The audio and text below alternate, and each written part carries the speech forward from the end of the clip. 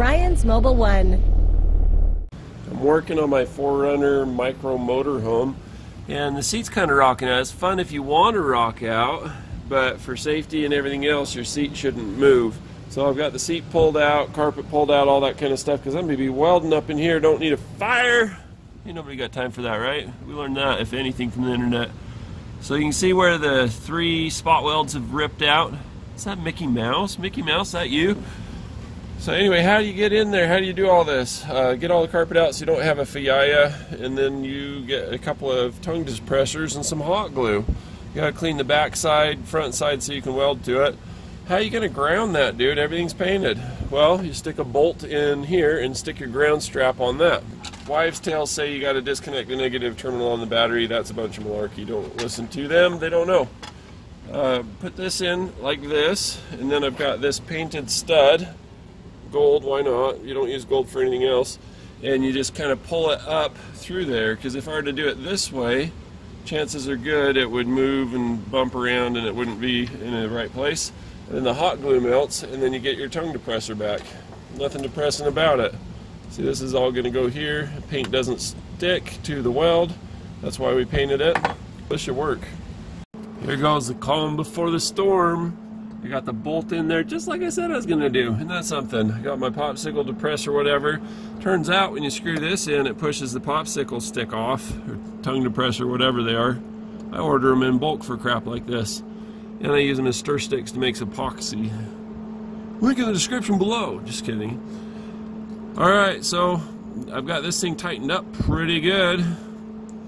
How you doing? Pretty good. See? So I gotta use both hands, and I gotta be Fire Marshal Bill, so I'm just gonna concentrate on one thing and have one thing go right. This. Final check. Splashy, splashy Gallagher show. No sparky fire going on here. You got the Halon fire extinguisher down low, because if something does flash off, you want to be down low and grab your fire extinguisher. You want to fight the fire from down low. Let's do this. So far so good. Where there's smoke, there's fire. No fire. We're doing great. Look at the detail on that. We'll work it. So can we get the bolt out, or did we weld it into the nut? We can. Yes, we can. And it's holding great.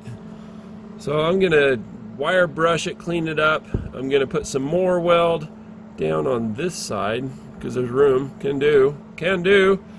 And then I'm gonna buzz it back flat. Ain't got no slack on me. Slag, whatever. So it looks like I could use a little on this guy and on this guy. And here and there and a little bit everywhere. Coming right up.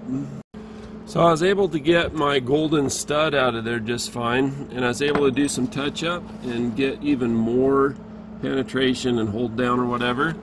Next up, we're going to flap disc it, and I've got to do this because after I pulled this out to get better access around this thing, I may have gotten some spatter down on the threads. Dang it. No problem, we have contingencies for that, so get her done. So I've got the tap in there. I'm going to hit it with Extreme Green. You guys have seen this on my channel before, the engine additive, but anyway, this has saved my butt so many times today, probably 4 or 5. It's been a busy day working on this rusty Toyota.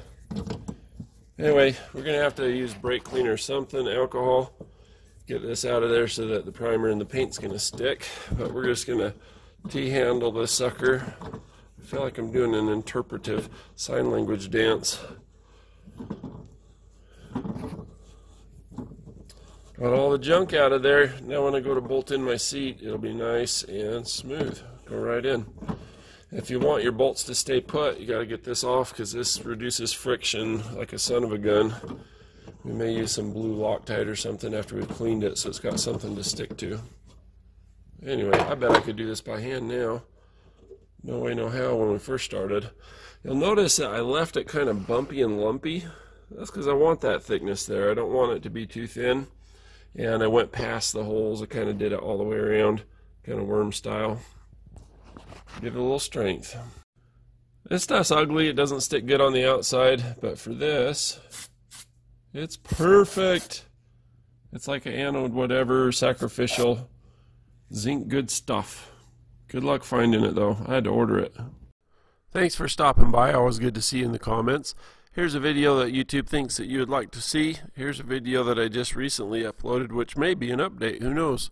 Here's how to subscribe, and then just click the bell and all notifications. Appreciate you.